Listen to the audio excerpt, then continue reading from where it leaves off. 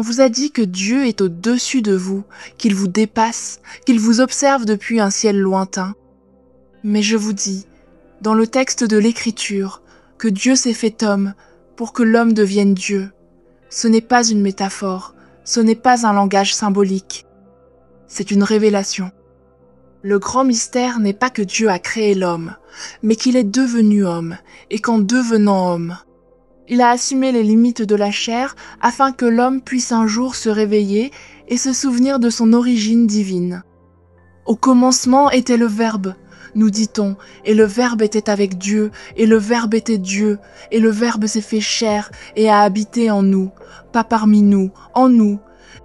Le Verbe vivant est ton imagination. L'étincelle divine n'est pas enfouie dans des textes anciens ou cachée dans des temples. C'est ta propre et merveilleuse imagination humaine. C'est le Christ en vous, l'espérance de la gloire. Vous n'observez pas Dieu, vous l'exprimez. Vous ne trouvez pas Dieu, vous vous en souvenez. Et vous vous en souvenez par des actes imaginatifs, car Dieu et l'homme ne font qu'un. Il n'a pas créé l'homme pour qu'il l'adore de loin, mais pour qu'il vive comme lui, par la conscience, par l'hypothèse, par la croyance. Vous dites « Je suis », et à ce moment-là, vous parlez avec la voix de l'Éternel.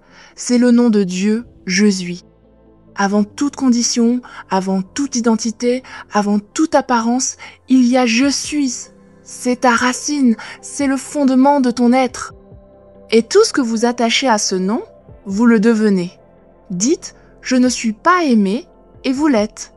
Dites « je suis prospère » et vous le serez.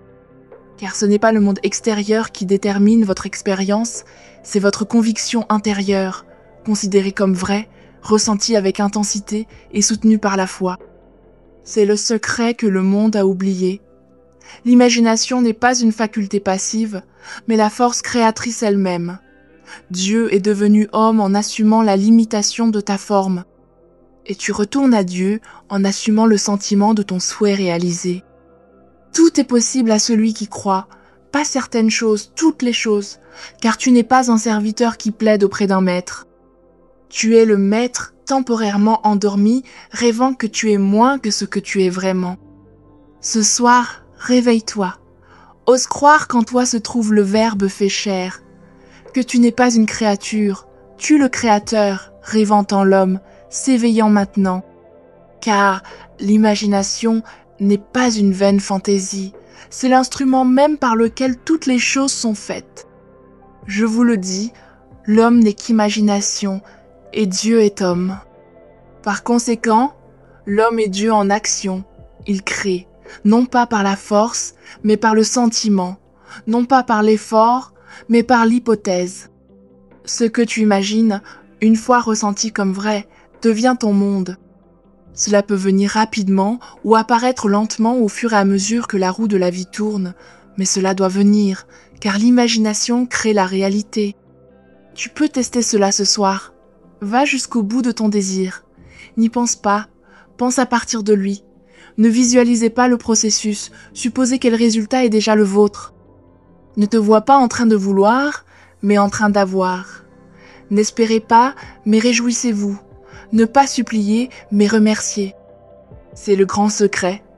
Nous ne manifestons pas ce que nous souhaitons, nous manifestons ce que nous acceptons comme étant déjà vrai.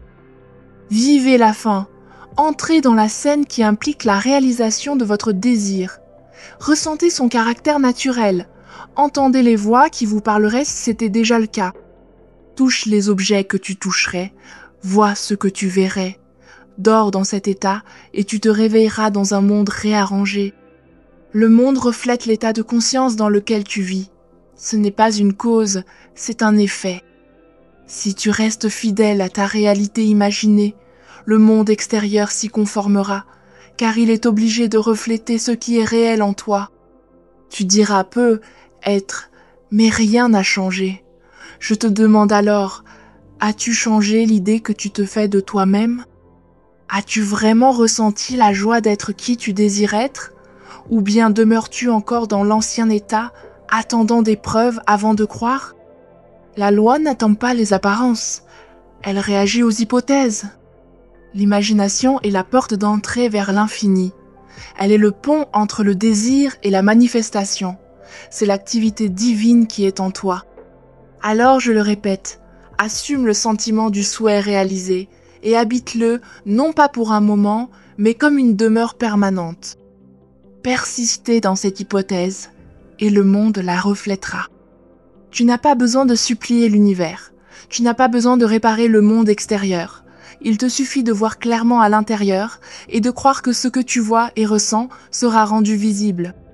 Alors ce soir, marche hardiment sur la scène de ton désir accompli. Habite-le, fais-lui confiance, aime-le, et il se réalisera. Vivre à la fin, c'est ne plus chercher, mais supposer que la chose recherchée est déjà à toi. Pas demain, pas un jour, maintenant. Tu dois oser croire que ton désir est déjà comblé, non pas dans la fantaisie, mais dans la réalité. Car ce que tu acceptes comme vrai et que tu persistes à accepter devient un fait. Demande-toi ce que tu ressentirais si c'était vrai, et non pas comment cela va-t-il se produire. Ce n'est pas ce qui te préoccupe. Le pont des incidents se déroulera selon la loi. Mais ta tâche est simple, mais audacieuse. Tu dois entrer dans le sentiment du souhait réalisé et vivre de ce sentiment.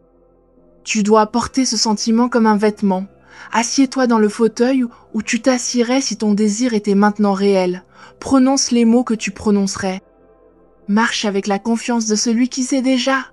Tu dois ressentir le frisson de l'accomplissement avant que le monde extérieur n'offre un seul signe.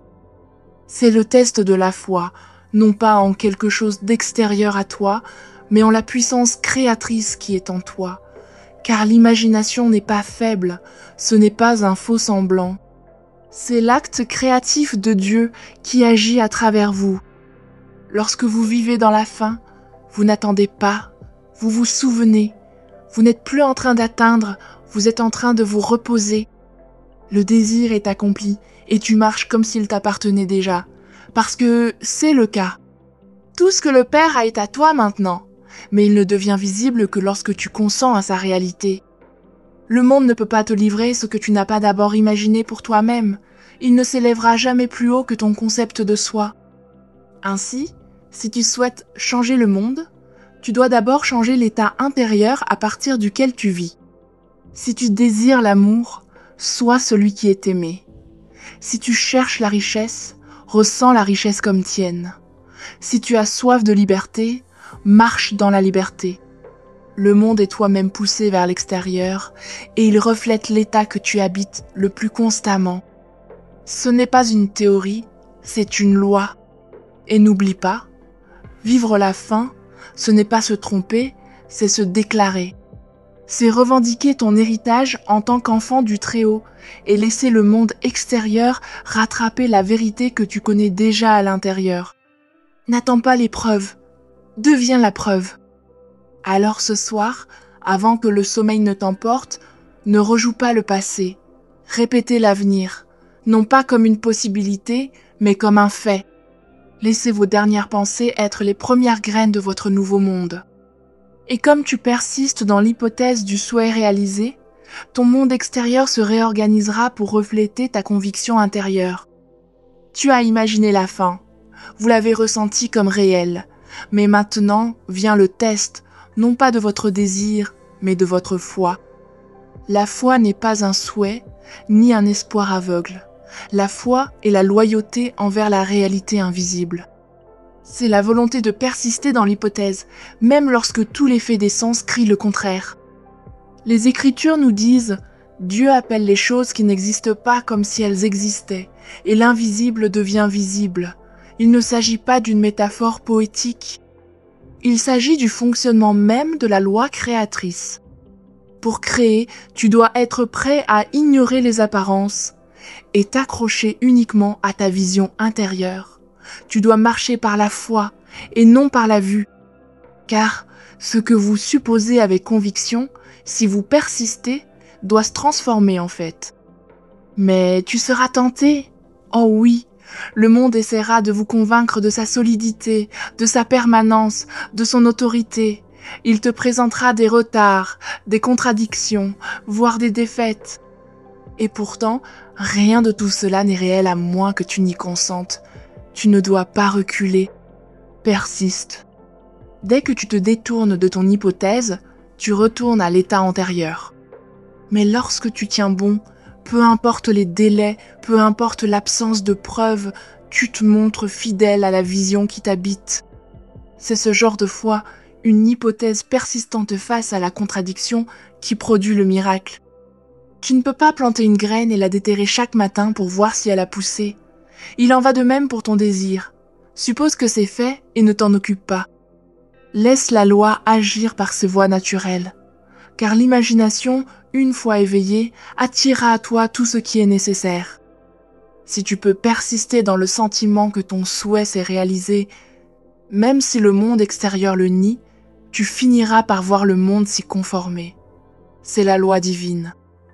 Je te demande donc à quoi tu es fidèle. Es-tu fidèle au fait de la vie ou à la vérité qui est en vous? En cas de retard, ne dites pas « ça ne marche pas ». Dites plutôt « c'est déjà fait ». Cela fonctionne sans qu'on le voie. Lorsque le doute vous chuchote, répondez-lui par « je suis ». Car ces deux mots, lorsqu'ils sont ressentis avec autorité, séparent la mer des apparences et révèlent le nouveau monde qui attend de l'autre côté.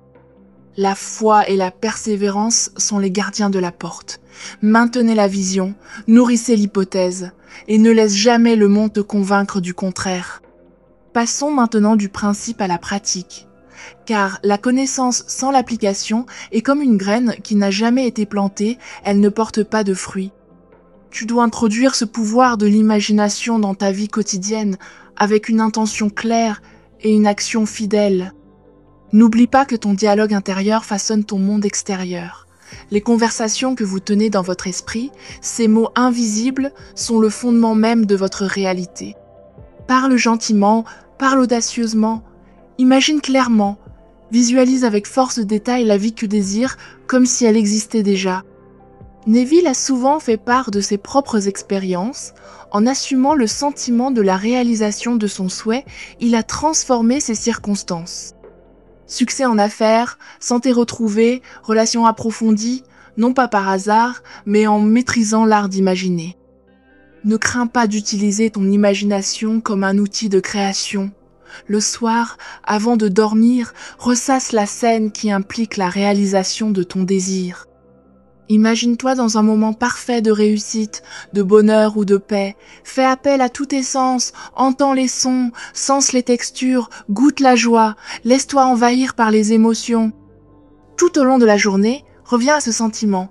Lorsque le doute s'insinue, oppose-lui une répétition mentale de ton état de plénitude. Le monde autour de toi commencera à changer, non pas par la force ou la lutte, mais par le pouvoir tranquille de ton hypothèse soutenue. Comprends que l'imagination n'est pas une échappatoire à la réalité, mais le chemin vers une nouvelle réalité. Elle remodèle ta perception, ton attitude et, en fin de compte, ton expérience. Exprime tes désirs comme des vérités. Vis comme si tu possédais déjà ce que tu cherches. Ton monde intérieur est l'atelier, ton imagination, l'artisan. C'est l'art divin, un art que tout le monde peut apprendre et maîtriser. Saisis donc ta vision intérieure, cultive-la, nourris-la d'amour et de foi, et regarde ta vie devenir le reflet du monde magnifique que tu crées en toi. Le pouvoir de l'imagination s'étend bien au-delà de l'individu. C'est un fleuve puissant qui nous relie tous, un courant de conscience partagé qui façonne non seulement nos vies, mais aussi celles de ceux qui nous entourent. Lorsque vous portez les autres dans votre imagination, en les voyant guéris, joyeux, abondants, vous participez à une création collective. Il ne s'agit pas d'un simple souhait, mais d'un acte sacré. Ta vision les élève comme elle t'élève, car nous sommes tissés ensemble dans la trame de l'être. Neville nous a appris que le fait d'imaginer les autres dans leur plus grand bien élargit ta propre réalité. Lorsque tu imagines la paix, l'amour et le succès pour le monde, tu envoies des ondes de transformation à travers la conscience collective. C'est ta responsabilité et ton privilège divin, créé non seulement pour toi, mais aussi pour tous ceux qui partagent ce voyage humain. Ton imagination est un phare de lumière qui attire le meilleur de toi-même et de ceux qui t'entourent. Alors, Imagine avec audace. Imagine librement. Sache que ta vision intérieure a un pouvoir qui va bien au-delà de ce que tu peux voir. Tu n'es pas un spectateur dans la vie. Tu es le Verbe vivant, la force créatrice faite chair. Par ton imagination, tu façonnes ton monde. Vis pleinement cette vérité, persistez dans vos hypothèses, étends ta vision aux autres. Le pouvoir est en toi. Tu es Dieu en action. Si ce message a résonné en toi, aime cette vidéo, partage-la avec ceux qui ont besoin de l'entendre et laisse un commentaire ci-dessous. Dis-moi comment tu utilises ton imagination pour créer ta réalité. Vos histoires et vos pensées inspirent les autres et maintiennent cette puissante conversation en vie. Ensemble, éveillons-nous à la vérité de qui nous sommes et transformons le monde, une imagination à la fois.